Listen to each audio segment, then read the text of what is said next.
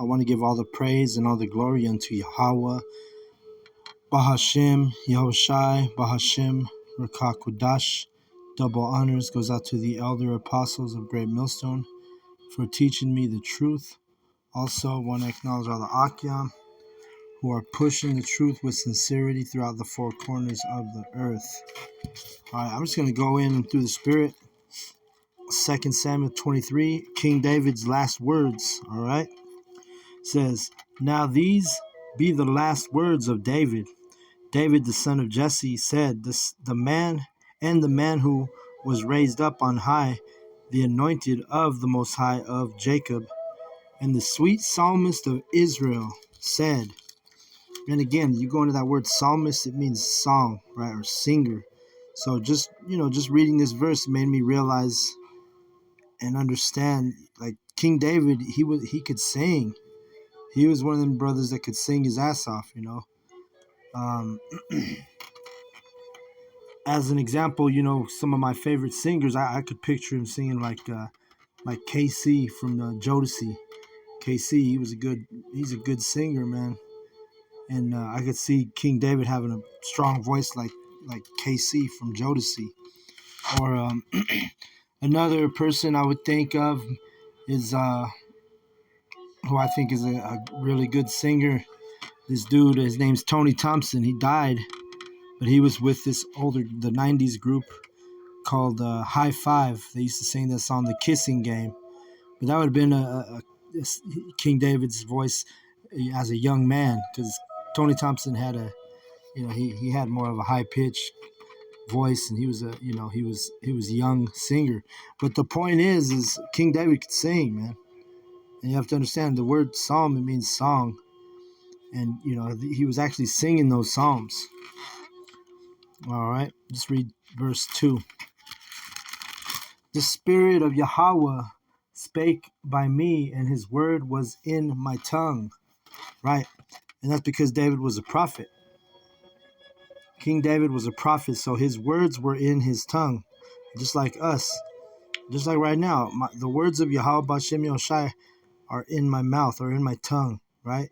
I'm not reading my own words, I'm reading the scriptures. And this is the lot of prophets. We don't use our own words, or I should say of true prophets. We don't use our own words, but we use the words of the Most High. All right? Verse 3. "The Most High of Israel said, the Rock of Israel spake to me. He that ruleth over men must be just, ruling in the fear of the Most High."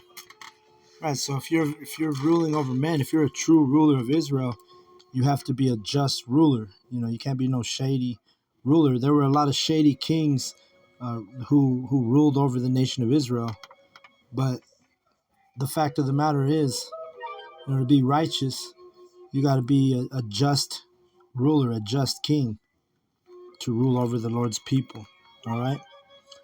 In verse 4 it says, "And he shall be as the light of the morning when the sun riseth, even a morning without clouds, as the tender grass springing out of the earth by clear shining after rain." Right? So the light rising in the morning, right? And that light is a metaphor for this understanding, this wisdom, this knowledge. All right? Verse 5, "Although my house be not so with the Most High, yet he hath made with me an everlasting covenant, ordered in all things and sure. For this is all my salvation and all my desire, although he make it not to grow." Right, because David, through his wisdom, he knew that he was a prophet. So he knew that the entire nation of Israel was not righteous and just. All right. That's why he says, although my house was not so with the Most High. Because he knows about the 2/3. He was wise too, just like his son Solomon. He saw the spirit of the 2/3. All right. Verse 6. And this is literally going in on the 2/3, the sons of Belial. It says, but the sons of Belial shall be all of them as thorns thrust away, because they cannot be taken with hands. Meaning you can't lead the 2/3. The sons of Belial is another expression or another phrase for the 2/3. Okay, when you go into that word Belial, it goes into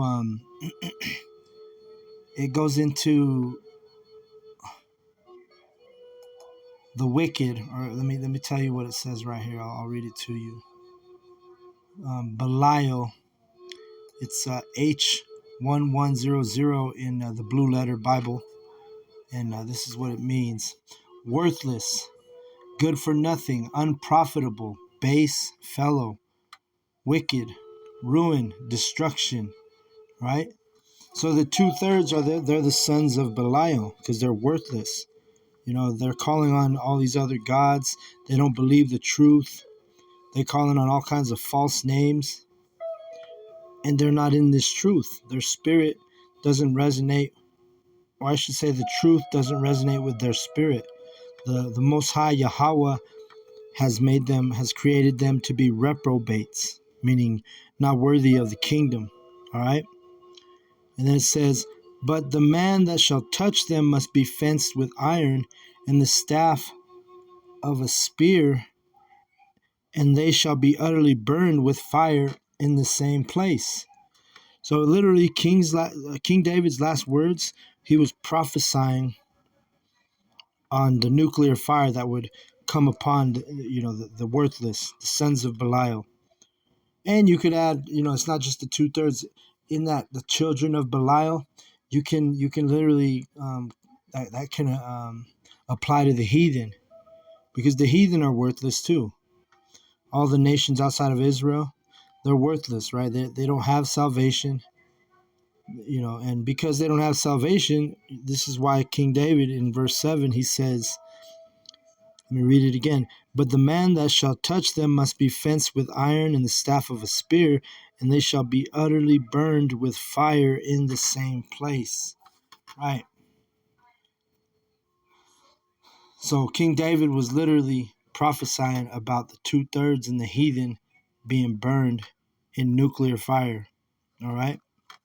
And why? Because the sons of Belial, they're literally useless, worthless. There's no profit in them. And I'm not talking about a profit, I'm talking about a prophet as in profit. There's no profit, there's no gain coming from the sons of Belial, because the sons of Belial are useless, worthless, and really obsolete. They're pointless, you know. But I just wanted to. It was the spirit. I wanted to do a quick little lesson since I had a little bit of time, and just going on the chapter that I came to and read was 2 Samuel 23, and I just wanted to focus on King David's last words. Okay. So again, King David's last words was prophesying about the nuclear fire. All right, I want to give all the praise, all the glory, all the honor unto Yahweh, Bahashem, Yahushai, Bahashem, Rakakodash. Double honors goes out to the elder apostles of Great Millstone for teaching me the truth. Also want to acknowledge all the Akyam who are pushing the truth with sincerity throughout the four corners of the earth. Shalom to the elect.